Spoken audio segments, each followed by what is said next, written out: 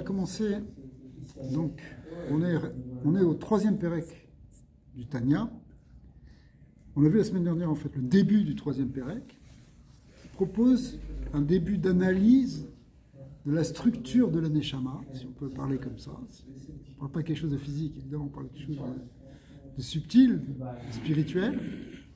Mais la première distinction qu'on a faite, que le Tanya a faite, c'est que la Neshama, comme les séphirotes, qui sont les forces divines par lesquelles Dieu crée le monde et dirige le monde, eh bien, de la même manière que les séphirotes sont structurées en deux parties, les trois premières sphirotes d'un côté et les 7 sphirotes ensuite, qui représentent la tête et le corps des séphirotes, si on pouvait parler comme ça, puisqu'évidemment c'est qu'un symbole. Et bien de même, la Neshama, elle va être divisée, on pourrait dire, quand on dit divisée, c'est pas tout à fait juste, mais enfin, on va pouvoir faire une distinction entre la partie spirituelle, intellectuelle, et la partie plus émotionnelle. On aura donc des forces dans notre Neshama qui seront de la force de l'esprit, on appelle la Chorma, Bina, le Da'at. On verra un peu plus loin là dans le texte maintenant ce que ça veut dire Chorma, Bina, Da'at. Mais ensuite, il y a l'autre partie qui correspond aux forces émotionnelles, les émotions. Ça fait partie de notre Neshama.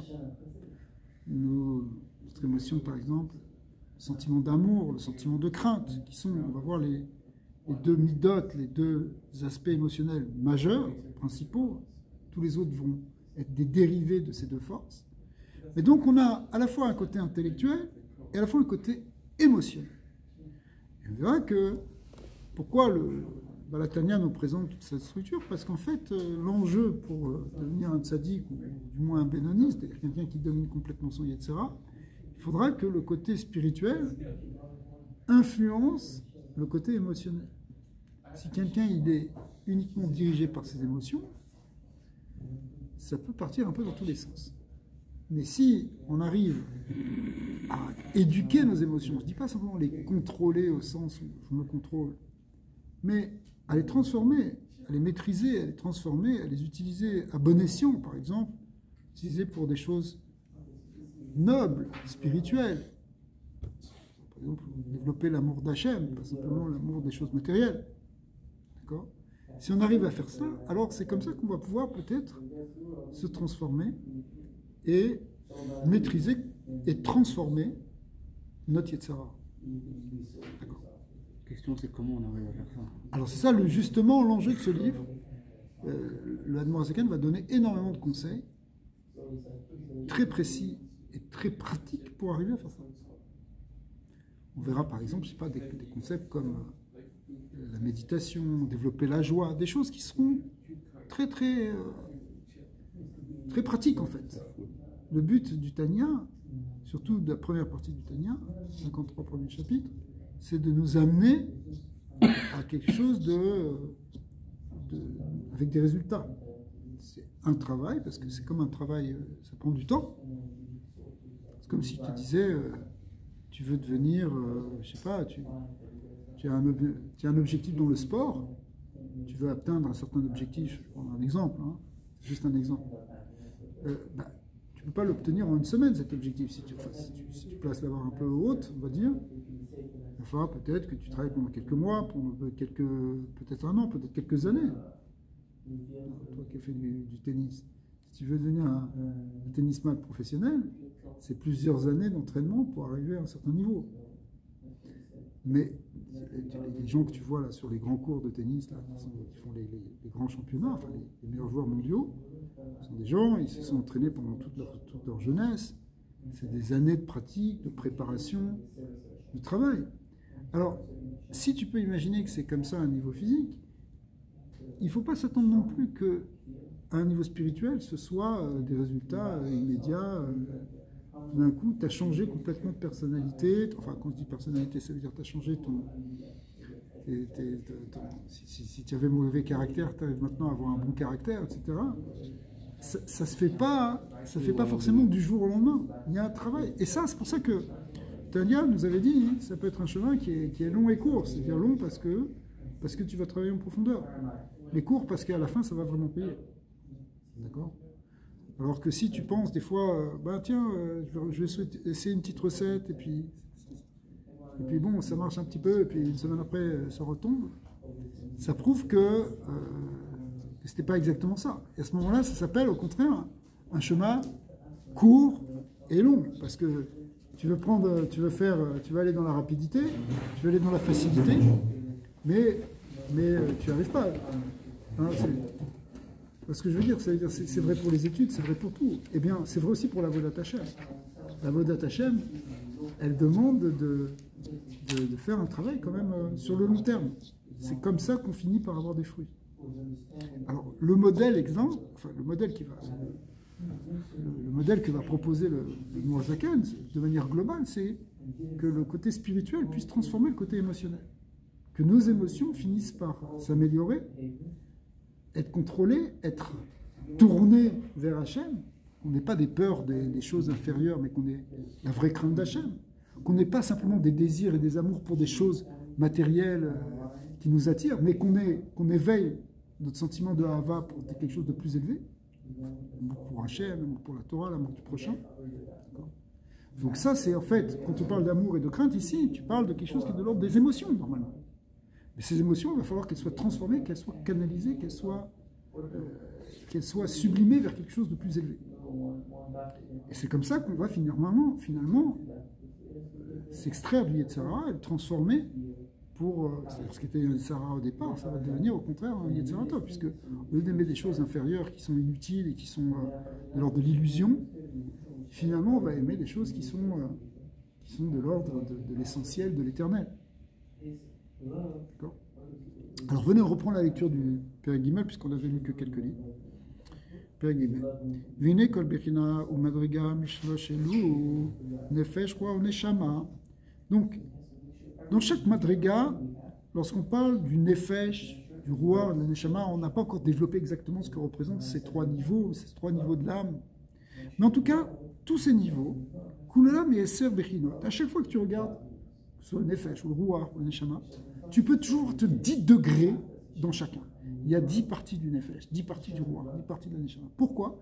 Parce que le modèle de 10, il s'applique à tout ce qui existe en fait, mais il vient des 10 séphirotes. C'est pour ça que quand on va regarder la neshama, l'âme en général, on la regarde selon le modèle des 10 séphirotes, et c'est ce qu'il y a de plus normal d'une certaine manière, puisque l'homme a été créé à l'image de Dieu. Et quand on dit créé à l'image de Dieu, ça veut dire ça en fait. Ça veut dire qu'il est créé et structuré selon le modèle des 10 séphirotes.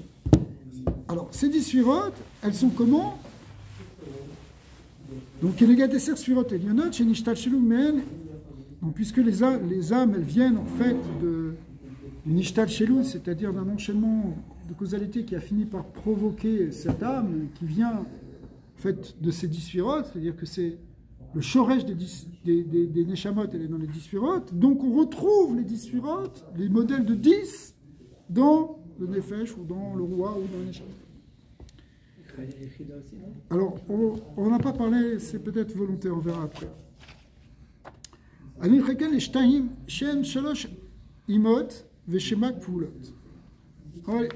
Alors, on a expliqué, je ne vais pas reprendre le cours de la semaine dernière, pourquoi ça s'appelle des imot et des kfulot, mais en fait, ici, puisqu'on avait vu que c'était au niveau des lettres, puisque ça fait référence au Sefer Yetzirah, avec, vous vous rappelez, les lettres mères et les lettres doubles, mais en fait, ce qui compte ici, dans le texte, c'est pas tellement d'expliquer ça, c'est ce qui compte, c'est de savoir qu'il y a 2 catégories de sphirot, et donc il y a 2 parties dans le Neshama. Il y a une qui est les 3 premières, c'est la première partie, et la deuxième partie, c'est les 7 inférieures.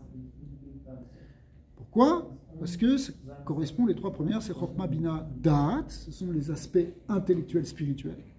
Et après, les 7 sphirot inférieures, c'est Chesed, Gvura, Tiferet, Netzarot, Yesod, Malchut, qui représentent en fait les midot. Les midot, c'est-à-dire aussi les traits émotionnels, comme on l'a expliqué. Donc, Pirouche, Chokhmah, Bina, Vedaat, Vesheva, Yemei, Abinyan, on les appelle aussi les 7 jours de la création, Chesed, Gvura, Tiferet, etc. Ça, c'est dans les sphirot. Vekar, Benefesh, Adam, Shenetraleket, Leshtaim, Sechel ou Midot. Et donc, même chose aussi dans l'âme de l'homme. L'âme va être séparée en deux aspects, un aspect sechel, intellect, et un aspect midot, c'est-à-dire plus les qualités émotionnelles, regesh. Sechel kolel chokma ou bina vedat. והמידות הן אהבת השם ופחדו ויראתו ולפארו. Le sechel, c'est la chokma, bina vedat. On va expliquer après qu'est-ce que ça veut dire chokma, qu'est-ce que ça veut dire bina, qu'est-ce que ça veut dire dat. Laissons ça de côté pour l'instant. Parce qu'on est juste dans le modèle général. Et c'est quoi les midot? Les midot, essentiellement, c'est 2 ou 3 midot qui vont en faire 7. C'est premièrement la hava. On sait bien que la hava, ça correspond au précède. Il y a la ira et le pachad qui correspondent à la gvura. C'est Avraham Yitzhak aussi. Et puis après, il y a les faéro qui veut dire tiferet, c'est-à-dire en fait, c'est l'équilibre, c'est la beauté de l'équilibre qui vient lorsqu'il y a un équilibre entre précède et gvura. Et ça correspond à Mila de Yaakov. Harmonie, tiferet. Voilà, c'est l'harmonie. Alors, et il reprend, etc. Vechabad nikraou imot. Les chabad, les chokma bina vedat, ils s'appellent les mères, c'est-à-dire les principes, ou mekor les midot, et qui sont à la source des midot. Regardez bien, ces mots, ils sont très importants. La source des midot, elles viennent du sechel. La source des midot, elle est dans le sechel. Autrement dit, suivant ce que tu penses, on va dire, c'est pas exactement la pensée, mais on va dire, pour l'instant, on va essayer de le comprendre comme ça. Ta pensée, elle génère des émotions. Et ta pensée, elle peut contrôler des émotions aussi. C'est-à-dire, c'est pour ça que on place la pensée, ou le sechel, l'intellect, on le place au-dessus des midot. Normal. Si vous voulez, l'esprit est au-dessus de l'âme. C'est-à-dire, quand on dit de l'âme, on va dire de la psyché pour que tout le monde comprenne. C'est ça qu'on appelle les shtalshelut. Les shtalshelut, ça veut dire que ça s'enchaîne de degré en degré pour arriver à ce modèle-là dans ce plan-là. Il y a aussi une dimension du shtalshelut, c'est vrai. Qui a midot, ici c'est plutôt le terme, c'est qui a midot en toldot, toladot, rabat. Les midot sont générés par la chokma, bina et la dat. Ok, ça c'est quelque chose qui est très connu. Donc maintenant il va commencer à l'expliquer. Ubi Ureina qui naît à Sechel chez Benefesh à Maskelet, Shiu à Maskil Kol Davar. L'âme qui est au niveau du Sechel, le Sechel qui est au niveau de l'âme intellectuelle.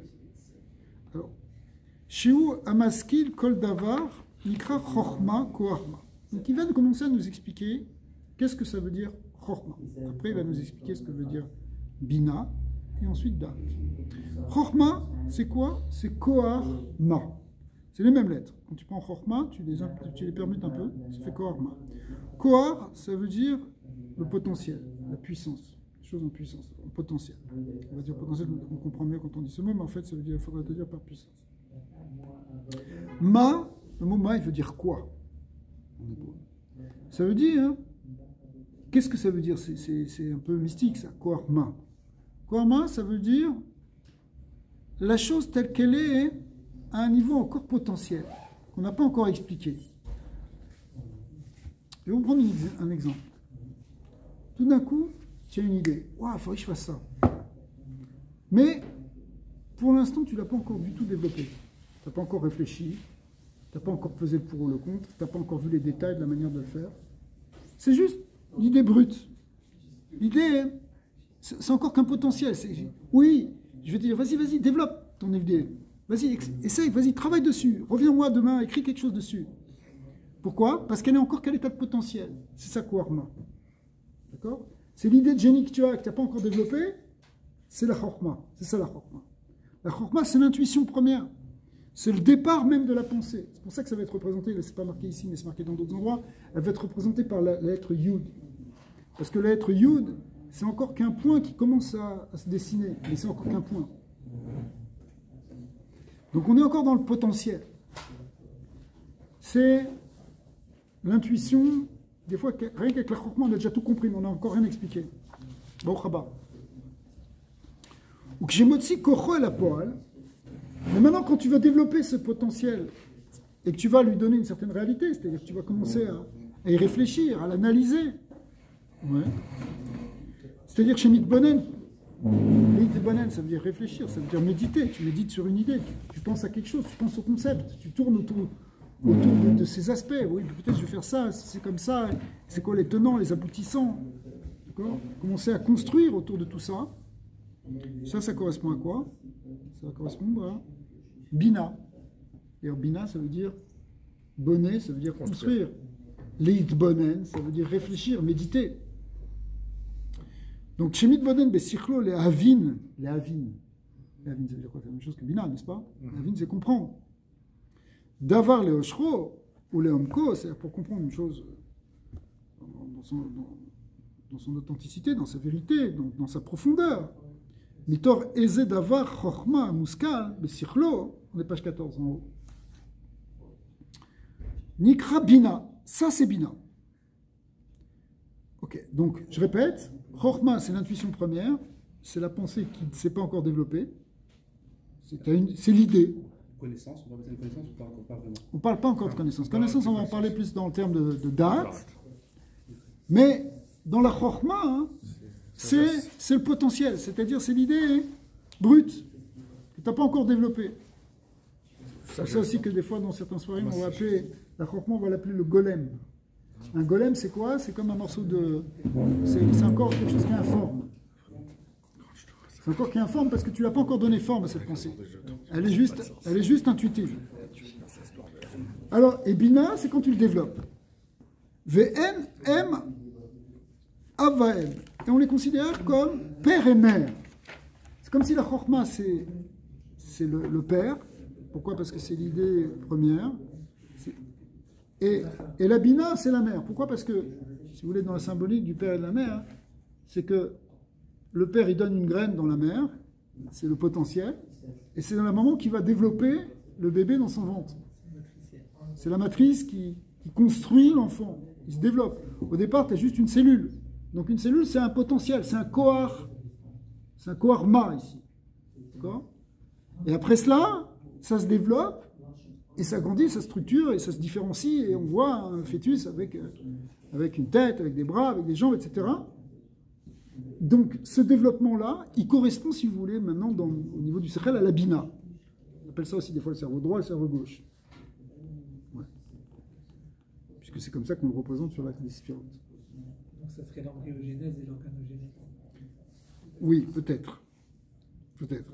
Mais, appliqué ici au niveau de la pensée, pas au niveau du physique. Khazak. Vous avez un dictionnaire, s'il vous plaît, excusez-moi. Moi, ça c'est Wikipédia.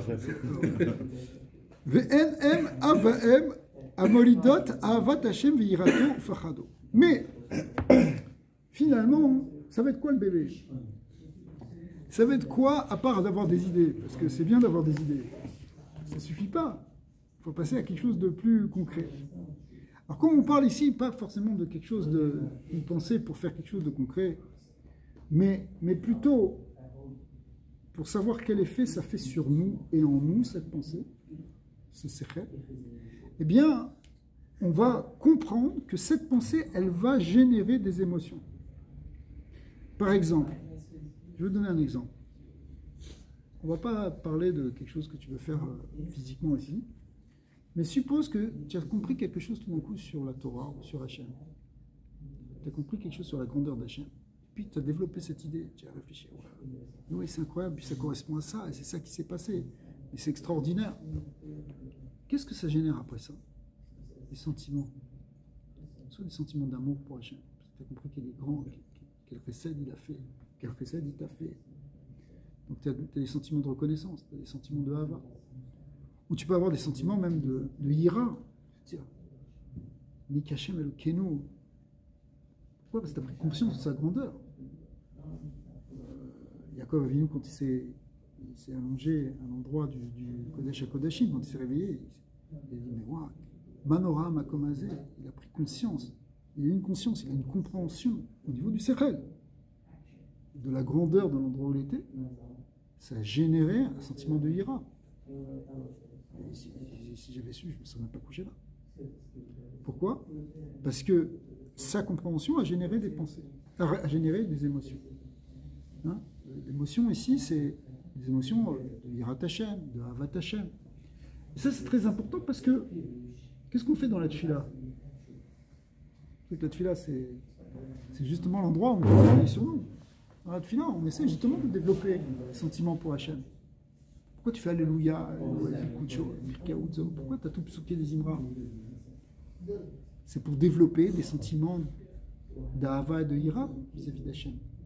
Mais comment tu peux le faire? Ben, c'est en réfléchissant sur sa grandeur. Pourquoi on fait Aziachir Moshe tous les matins? C'est pas pour passer le temps. On fait Aziachir Moshe parce qu'en rappelant les nissim de Kriyat Yam Souf, que les ennemis sont tombés, et que la mer s'est ouverte, et comment on le rappelle? On rappelle par une shira, qui est la shira que Moshe lui-même a faite, que les Bnei Israël, Aziachir Moshe aux Bnei Israël. En réalité, cette shira, c'est une exaltation des sentiments vis-à-vis d'Akadosh Baruch Hu, mais qui viennent parce qu'on a compris à ce moment-là que c'est vraiment Hachem qui dirige le monde. Donc, ça, c'est ce qui s'est passé à l'époque de Moshe, mais nous, on le reproduit à chaque jour. On veut redévelopper des sentiments. Et c'est important, parce que si on développe vraiment notre Hirat Hachem et notre Ahavat Hachem, on ne va pas tomber dans tous les panneaux de « Ah, t'aimes ça parce que tu as vu ça dans une publicité » ou « T'as peur de ça parce qu'on t'a fait peur de quelque chose ». Non, parce que d'abord, tu as construit, tu as développé ton amour pour Hachem, ta crainte pour Hachem, donc tu es plus fort. Donc tu dois sortir de la tefila plus fort. Et grâce à ça, tu ne tombes pas dans les Yetzirah de la journée. Donc, le inyan de développer la pensée, l'intellect, pour générer des émotions, ici on ne parle pas de génération des émotions inférieures, au contraire, on veut générer ce qu'on veut en étudiant la Torah, en étudiant la pnimiut de la Torah, en priant avec Kavana, on veut développer des vraies émotions, des émotions supérieures, pour justement lâcher nos émotions inférieures. Est-ce qu'on va rester toute notre vie dans des peurs, ou est-ce qu'on va avoir confiance en Hachem? Est-ce qu'on va développer notre émouna? Mais tu peux faire l'analogie aussi avec c'est Benishma. Ça veut dire si tu ne comprends pas, finalement, tu peux pas aimer. De la même manière, tu ne construis pas tes idées, tu ne peux pas générer le sentiment d'aimer, de crainte. Alors, ça n'empêchera pas qu'il y aura aussi une dimension de Naaseh Benishma. Qu'il y aura des moments où la avoda, c'est au contraire faire abstraction même de son sechel et rentrer dans l'émouna pure, dans la Messirut Nefesh. Ça aussi, ça existe. Ça, le Tania va en parler. On finit par comprendre, même dans Naaseh. Oui, tout à fait. Dans Naaseh Benishma, il y a deux couronnes. Il y a la couronne du Naaseh et la couronne du Nishma. Le mérite, il est d'avoir fait passer l'action avant la compréhension, le Naaseh avant le Nishma, mais ça ne veut pas dire que tu ne vas pas comprendre. Ça veut dire que j'ai déjà suffisamment confiance pour agir avant même de l'avoir compris. Mais ça ne veut pas dire que tu ne vas pas faire un travail. C'est pour ça qu'on a aussi un travail toujours d'étude et de compréhension, bien sûr. Alors là, on a expliqué comment Chokhma et Bina sont considérés comme Avahem, père et mère, c'est-à-dire, quand tu parles de père et mère, ça veut dire qu'il va y avoir des enfants. Ici, l'enfant, ça veut dire c'est les émotions qui sont générées par la réflexion, par la méditation sur le sujet, c'est-à-dire par l'union de Chokhma et Bina. Chokhma étant la pensée, l'intuition. L'intuition, des fois, on a des intuitions profondes. Et quand on le développe avec le sechel et l'analyse, et qu'on mélange ces deux choses, finalement, ça va générer des émotions. Ou ça va générer une force qui va permettre de contrôler l'émotion, ce qui paraît. D'accord.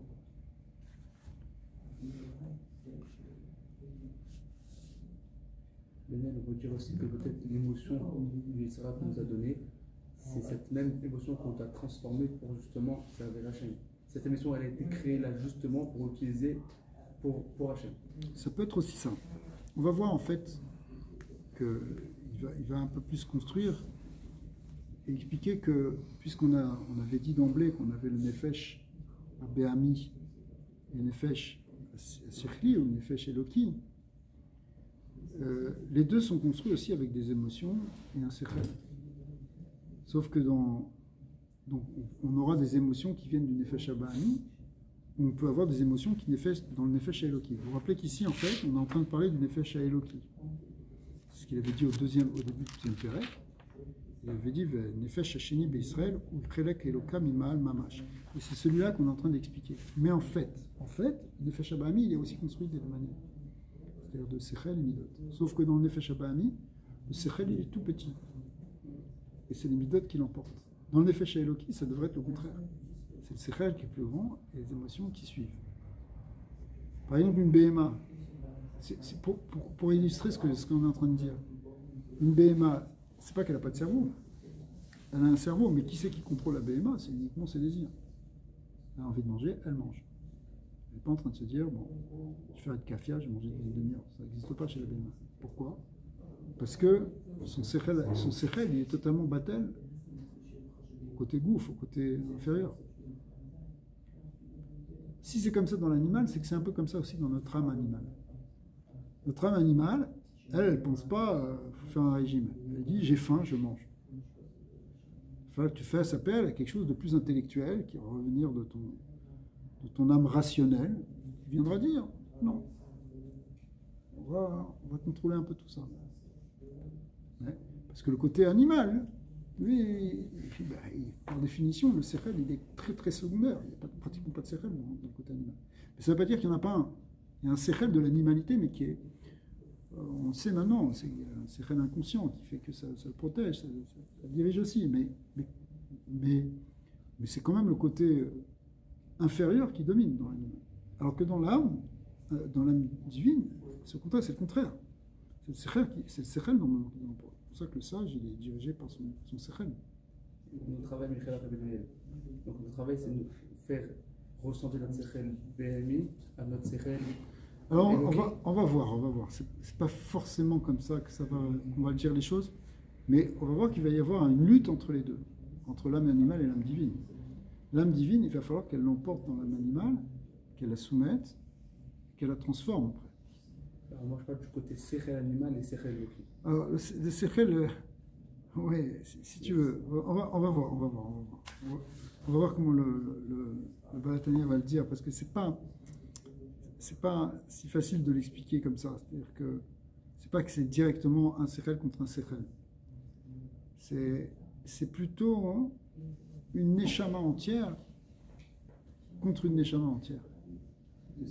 Moi, j'ai pas du tout compris ça. Moi, j'ai compris qu'on a eu ça au début, mais j'ai oublié. Moi, je pensais que c'était surtout BMA Eloki, Sechel c'est Eloki, et BMA c'est voilà, Reges. c'est pour ça que. En fait, c'est faux. C'est deux choses dans chacun. Il y a deux trucs. Un, il est plus affaibli par l'autre que le contraire. Tu peux dire aussi Neshama et Gouf, ça simplifie. Ouais, tu peux le dire aussi comme ça. Mais essentiellement, on verra ce que va proposer le Tanya, c'est essentiellement un travail sur le côté émotionnel.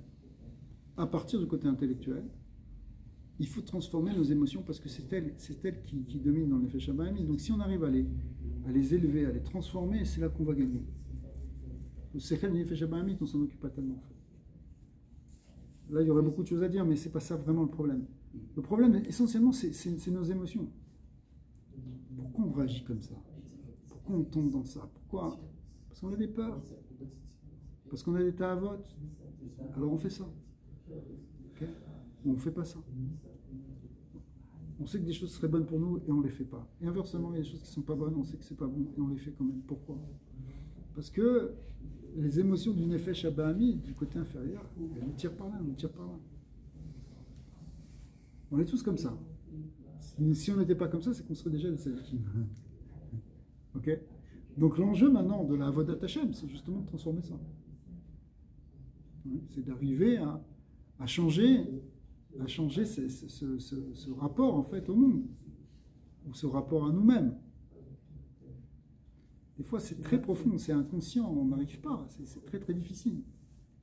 Il y a des choses qui sont, surtout quand on a pris des mauvaises habitudes, c'est beaucoup plus difficile à changer que quand on est dans un terrain neutre. Finalement, on est le résultat de ces forces antagonistes qui nous tirent vers le haut, vers le bas, et voilà. On essaye de... Mais sauf qu'on est la résultante, mais en même temps, il faut s'identifier à la partie supérieure. On est une neshama qui est descendue dans un gouffre. On n'est pas un gouffre qui essaye d'attirer une neshama. Il ne faut pas se voir comme ça. Bien que c'est vrai qu'on est la résultante des deux.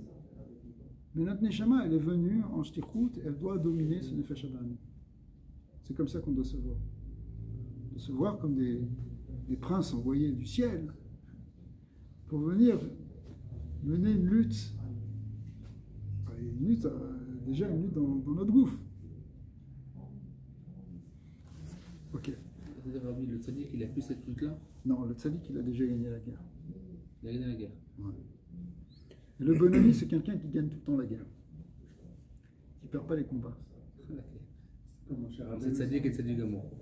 Non, c'est encore autre chose. C'est Benoni et tzaddik. Parce qu'il y a une différence entre tzaddik et tzaddik amour. Et c'est vrai que tu as raison que la nuance, elle est très fine. Ça, on va le voir. Dans les questions du début, lui, qu'il a posées, il a dit on ne voit pas la différence. Donc justement, on ne sait pas ça veut dire quoi. Mais le Sefer va nous proposer en fait une voie, même pour si on n'est pas des tzaddikim, et encore moins des tzaddikim gmourim, mais pour arriver quand même à dominer notre Sarah. Merci beaucoup. Et bon.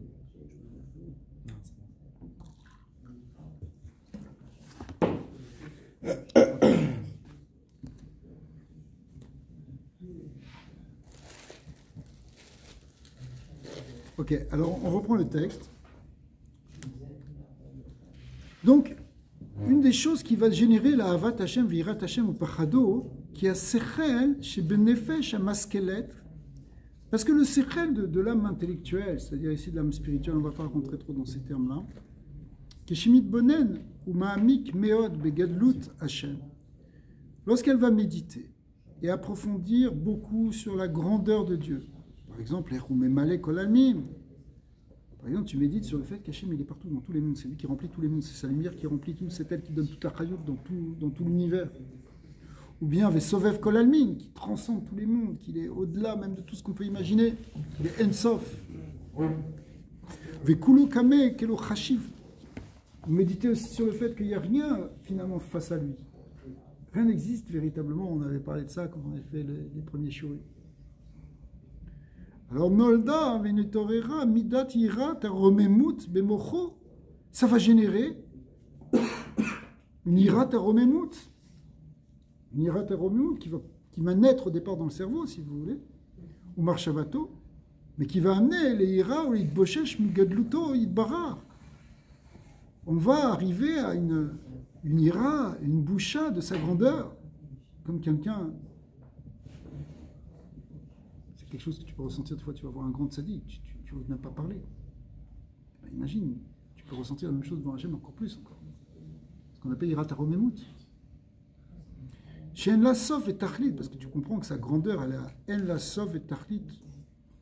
Ou Pachad Hachem Bilibo, et du coup ça met le Pachad Hachem dans ton cœur. Tzaddikim, tu sais, une fois tu parlais de Rabbi Yitzhak, quand il sortait dans la rue, les gens fermaient les volets parce qu'ils avaient un Pachad. Mais pourquoi ils avaient peur?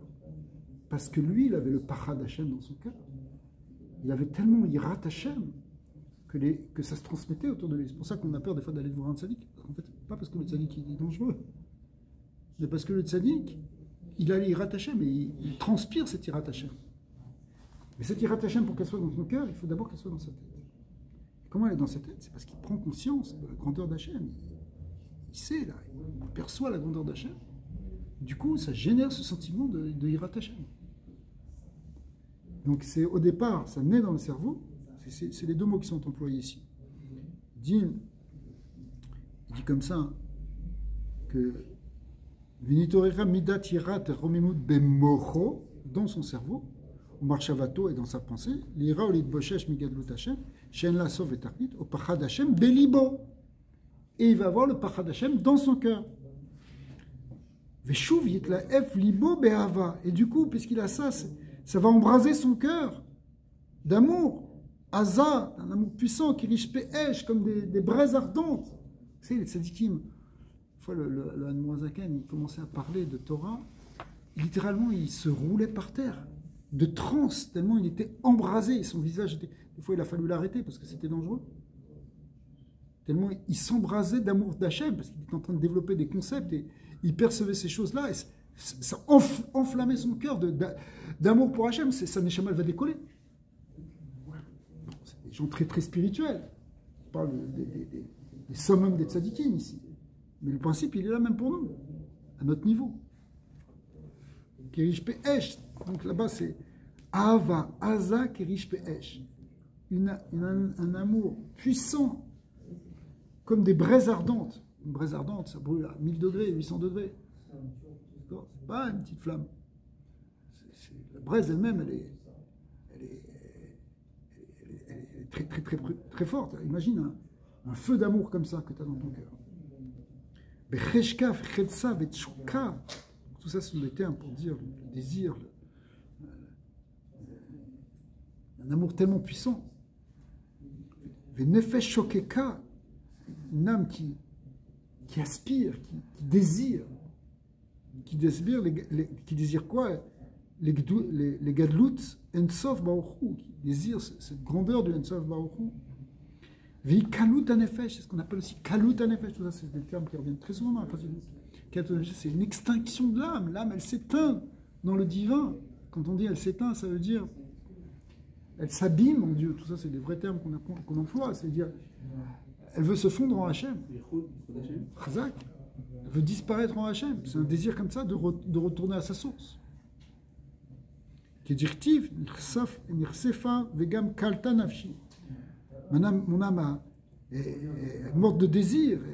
Elle s'est abîmée en lui. C'est-à-dire, elle s'est fondue en lui. Urtiv, tsama nafshi l'elokim. Mon âme a soif de Dieu. Tout ça, ce sont des sentiments très très forts du Nefesh HaEloki. Urtiv tsama lecha nafshi, tous ces versets que David Ameller nous a dit, représentent ça. Mon âme a soif de toi. Tsimaon, c'est quoi le tsimaon, la soif? C'est miyesod ha'esh. Il faut qu'il y ait du feu pour que tu aies soif. C'est la chaleur. Hein, quand tu es en pleine chaleur, quand le soleil il brûle, c'est que tu as soif. Toute la journée. Okay. Donc, ça vient quoi? Ce qu'on appelle le Yesod HaEsh. Le Yesod HaEsh, c'est le fondement du feu qui est justement dans notre cœur. Chez Beneshvesh Eloki. Donc, on parle ici d'un feu divin.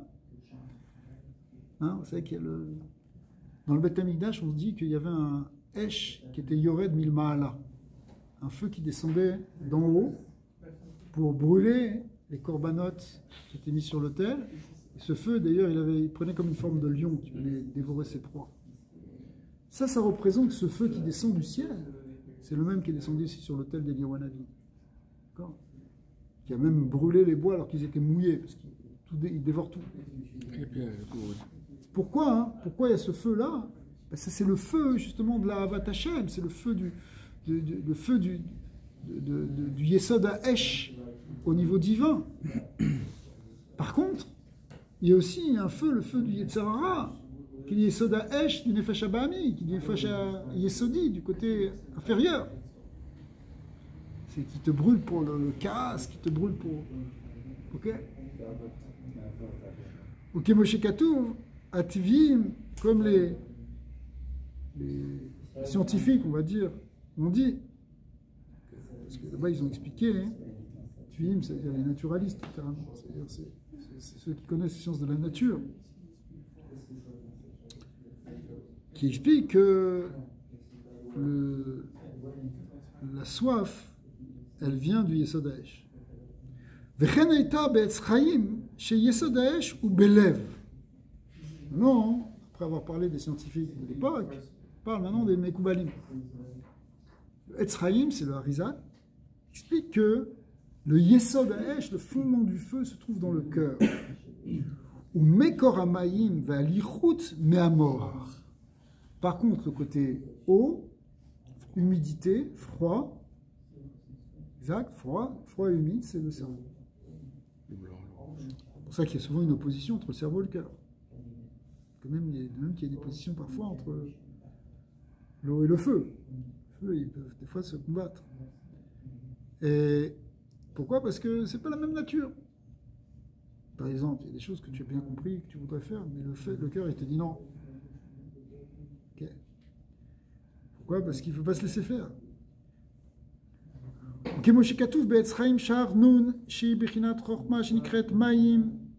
Et il ramène maintenant au Séphirot, dans le Tzraïm, qui explique que la Chokhma, elle correspond à Maïm. Le côté de la droite, c'est le côté de l'eau. Chez Benefesh HaElokit, de l'âme divine. Veshar Amidot, Kulan, En, Anfe, Aïra, Ve'av. Alors maintenant, on parle toujours des 7 midot, les 7 midot, les 7 midot. Les 7 Séphirot qui correspondent aux 7 midot. En réalité, ces 7 midot sont toujours des combinaisons de ces 2 midot principales qui sont Ava Ve'ira, qui correspondent à l'eau et le feu.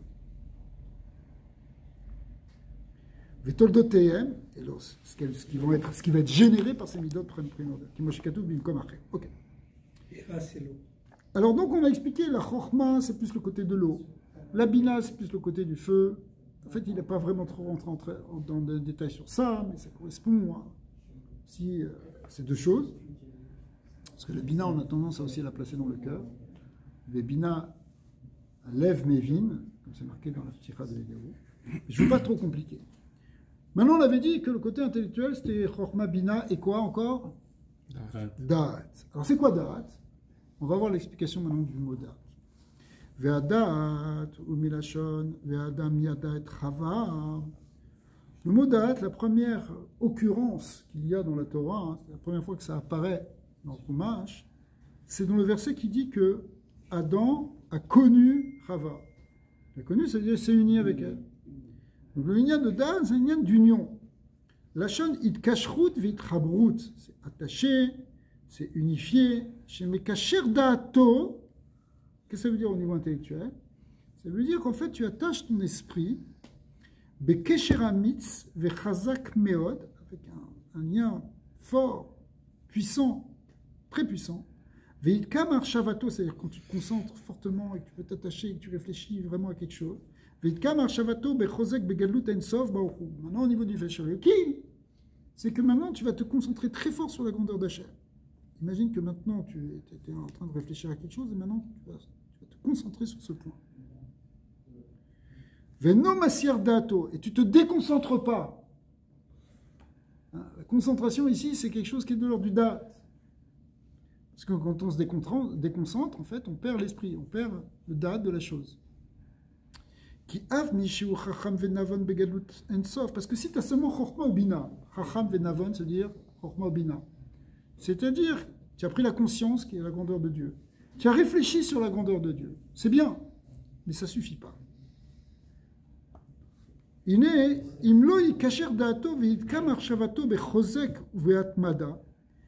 tu ne te concentres pas et que tu ne regardes pas ton esprit fixé sur cette grandeur d'Hachem, ça ne va pas générer des émotions dont on parlait tout à l'heure.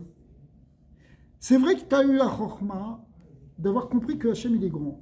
C'est vrai que tu as eu la bina, que tu as réfléchi sur sa grandeur. Mais maintenant, il faut que tu approfondisses, que tu comprennes en profondeur. C'est ça, date, c'est ce qu'il a dit. C'est un kesher amitz vechazak. C'est-à-dire que tu vas attacher ton esprit sur cette idée, tu ne vas pas la lâcher. Si tu ne fais pas ça, le yolid benafsho ira ve'ava amiti. Ça ne va pas générer vraiment les émotions de Ahava et Ira. Pour que tu génères des véritables émotions de Ahava et Ira, il faut que tu approfondisses, mon ami. Ça, c'est date. Kim, dimyonot, shav. Sinon, c'est juste des idées, des dimyonot, c'est-à-dire c'est des pensées stables. Ouais, Hachem il est grand, ouais, c'est vrai qu'il est très grand. Ok, ça t'a changé ta vie, non? Pourquoi? Parce que tu n'as pas vraiment médité en profondeur. T'es pas vraiment rentré. Vous savez, la Pnimut Torah, il faut qu'on y arrive. Il faut qu'on réfléchisse, qu'on arrive à changer notre vision. Qu'à un moment, on comprenne ce que la Torah nous dit. Valken, Adat ou Kiyum Amidot. Donc c'est le Dat qui va finalement structurer les Midot. C'est lui qui va leur donner leur forme. Vechayutam et leur vitalité. C'est lui qui va générer les émotions, qui va les vivifier. Vukolel chesed ou gvura. C'est pour ça que le Da'at, al Pikabala, il inclut le côté droit et le côté gauche, chesed ou gvura, parce que c'est la source des émotions. Pirouche ava ve'anfea, ve'ira ve'anfea. C'est-à-dire, c'est quoi, quand tu dis chesed ou gvura, ça veut dire l'amour et ce qui en découle, les branches de l'amour, si vous voulez, et la crainte, ve'anfea, et les branches de la crainte.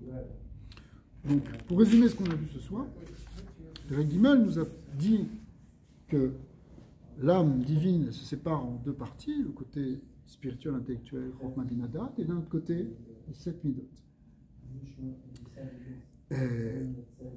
Les 7 midot, on a dit, elles sont essentiellement au nombre de 2 qui se divisent et qui se subdivisent, mais c'est parce que c'est comme des variantes de ces 2 midot principales qui sont Ahava et Ira. Maintenant, ce qui va générer Ahava et Ira, c'est les sphirotes supérieures, c'est la partie intellectuelle, le côté sphira, le côté sechel. Chokma, Bina et Da'at. Chokma, c'est la compréhension d'une idée. Bina, c'est son développement. Et Da'at, c'est son approfondissement. Et si on ne passe pas à l'approfondissement, si on n'a pas la volonté de rentrer en profondeur dans une idée, de la méditer en profondeur, ça ne génère pas des émotions. C'est seulement si on rentre profondément dans quelque chose que ça va générer des émotions. Sinon, ça reste superficiel. Ça reste des belles idées, des analyses philosophiques. Mais ça n'a pas changé. Pourquoi ça n'a pas changé? Parce que ça, c'était dans la sphère intellectuelle. Il faut, si vous voulez, il y a l'intellect et il y a les émotions. Et il faut que l'intellect domine les émotions. Mais pour ça, il faut que l'intellect, il approfondisse pour rentrer dans le cœur. Il faut que tu rentres l'idée dans ton cœur. Pour ça, il faut que tu médites en profondeur. Et ça, c'est le date. Donc finalement, Chokhmah Bina sans date, il a fini le paragraphe en nous disant que Chokhmah Bina sans date, ça va rester que superficiel. Ça va être des idées, mais qui ne vont pas te transformer. Le Noirzaken, il nous appelle à méditer en profondeur. Et une des voies pour y arriver, ça va être dans la tfila. Sauf qu'on peut-être on a tendance à faire la tfila un peu vite, etc., parce qu'on est pressé. Bon, le Shabbat, on a plus de temps. Mais théoriquement, il faudrait prendre ce temps pour méditer en profondeur sur les choses. Si on ne le fait pas au moment de la tfila, parce qu'on n'a pas le temps, il faut trouver d'autres moments dans la journée. Le soir avant de se coucher, ça peut être... Il y a des moments où il faut vraiment réfléchir à la Torah, pas simplement... Parce qu'on a tendance à penser toujours aux choses matérielles. Je pense que surtout, ce qu'on peut faire pour améliorer ça, pour gagner de l'argent, pour régler des problèmes, pour s'occuper du chinois, ce que tu veux. Et c'est vrai qu'on a besoin de s'occuper de tout ça. Mais à un moment, si on veut rentrer dans Avodat Hashem, à proprement parler, c'est-à-dire nous transformer, il va falloir faire preuve de Chokhmah Bina et surtout de Da'at. La prochaine, on verra le Perek Dalet, où on va rentrer aussi dans ce qu'on appelle les Levushim de la Neshama, les vêtements de l'âme. Pensez à la parole. Est-ce que tu as apporté, Est-ce que l'amour à Zaken, est-ce qu'il donne, est-ce qu'il va donner un mode d'emploi, entre guillemets, Ouais. pour ce da'at? Ouais. Parce que c'est bien de rentrer dans le corps, mais de rentrer quoi? Ok, Hachem, il est grand, après. Alors, Qu'est-ce qu'il est? Il est là. C'est sûr qu'il y a aussi un aspect qu'on doit travailler sur ça. en fait, si tu veux, il va en parler, mais en fait, c'est toute la chassidoute, elle est là pour ça. Tout ce qui va... La chassidoute, elle te parle d'Hachem, elle te parle de la grandeur d'Hachem, elle te parle de ta relation avec lui. Donc, la méditation, elle va être basée sur des concepts profonds, en fait, de Kabbalah, de chassidoute. On va voir comment il va nous amener tout ça.